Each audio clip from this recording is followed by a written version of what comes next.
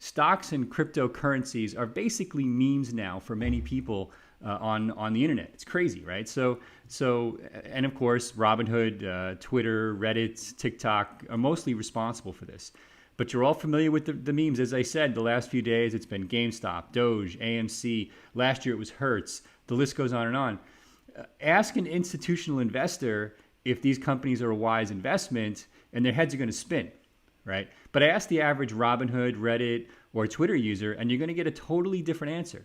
It used to be that the retail investor would get crushed by large investors.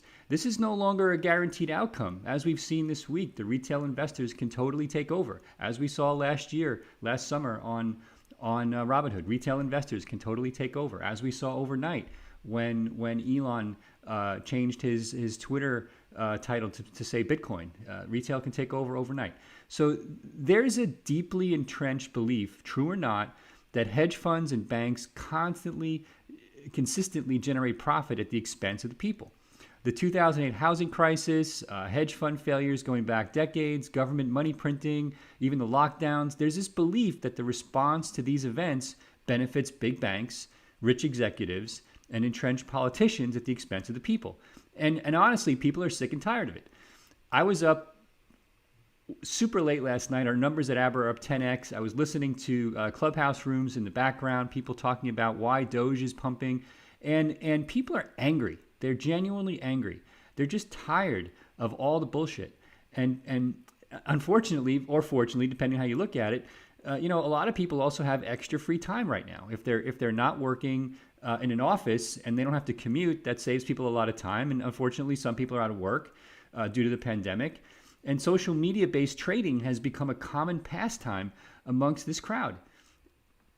And it's given them a new voice, right? So this week, a group of people on Reddit conspired to kind of stick it to the man and drive the price of GameStop up and through the roof, as they say.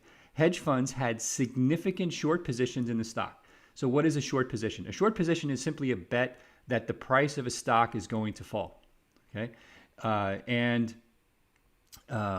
They bet that this company, in this case GameStop, right, a physical retailer of games during a pandemic where downloading games is trivially easy, it's kind of easy to see why a hedge fund wouldn't be too bullish on GameStop and would actually bet against the stock. Anyway, that's completely irrelevant.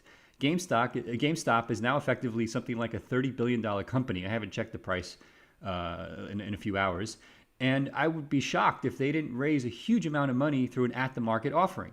That effectively allows them to almost immediately raise more cash, taking advantage of the fact that the stock price is way up, right? So at that point, GameStop can transition to any new business that it chooses and close all of its retail stores. Certainly, retail not a good bet right now. And that would be a really great outcome for GameStop and a really bad outcome for the hedge funds who were shorting GameStop. Is that legal or is it illegal in terms of how this is happening with Reddit? I don't know. Honestly, I don't care. I think it's a fascinating social event to watch. I think more important than what's happening with GameStop and Doge, which we'll talk about as well in a second, is this idea that people can effectively get together en masse. Think about the Wall Street protests. This movement where they were basically occupying what they called it Occupy Wall Street, where they were basically sitting in this park. And the outcome basically was nothing other than the fact that we're talking about it now. Here, the outcome is totally different, right? It moved prices. It almost brought down an entire hedge fund. It may actually end up bringing down a hedge fund. It halted trading on certain stocks across exchanges all over the country, brokerages, all over the country. That's never happened before, to my knowledge.